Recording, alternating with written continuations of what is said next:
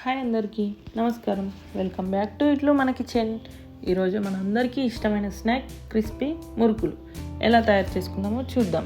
ఈ స్నాక్ చిన్నప్పుడు పండుగలకి కంపల్సరీ ఉండేది. అమ్మ చేస్తే కిచెన్ అంతా స్మెల్తో నిండిపోయేది. మీరు ఒక్కసారి ఇలా ట్రై చేసి చూడండి ఫ్రెండ్స్.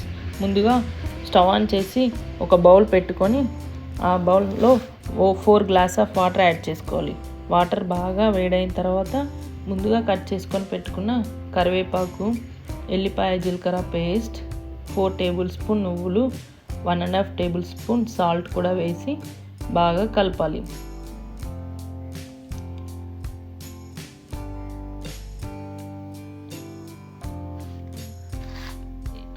వాటర్ బాగా మరుగుతున్నప్పుడు ముందుగా పక్కన పెట్టుకున్న పిండిని కూడా ఇందులో యాడ్ చేసుకోవాలి. ఇక్కడ నేను 1 kg బియ్యం పిండిని యూజ్ చేస్తున్నాను ఫ్రెండ్స్. వాటర్ మరుగుతున్నప్పుడు ముందుగా పక్కన పెట్టుకున్న పిండిని ఇందులో వేసి లో ఫ్లేమ్లో పెట్టుకొని బాగా కలపాలి. అలా కలిపి స్టవ్ ఆఫ్ చేసి ఒక 5 మినిట్స్ పక్కన పెట్టుకోవాలి. తర్వాత మళ్ళీ ఒక బౌల్ తీసుకొని ఆ బౌల్లో కొంచెం పిండిని వేసి కొన్ని వాటర్ తీసుకొని వాటర్ పోస్తూ నార్మల్గా స్మూత్గా వచ్చే వరకు కలుపుకోవాలి. ఇలా మెత్తగా కలపడం ద్వారా మురుకులు ప్రెస్ చేస్తున్నప్పుడు మనకి ఫాస్ట్గా వస్తాయి. లేదంటే గట్టిగా కలిపితే మురుకులు ఒత్తడం చాలా ఇబ్బంది అవుతుంది. ఇలా పెట్టేసి ఇంకో ప్లేట్ తీసుకొని ఆ ప్లేట్లో నేను ఇలా చిన్నగా చేస్తున్నాను ఫ్రెండ్స్. ఇక్కడ నేను 2 రకాలుగా చేశాను. మీరు మీకు కావలసిన విధంగా చేయండి.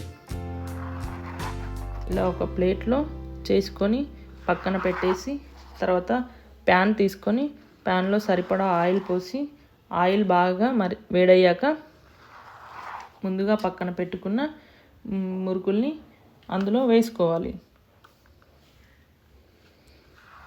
ఇప్పుడు స్టవ్ మీడియం ఫ్లేమ్లో పెట్టుకొని ఈ మురుకుల్ని వేయించుకోవాలి. 2 వైపులా వేయించుకోవాలి ఫ్రెండ్స్.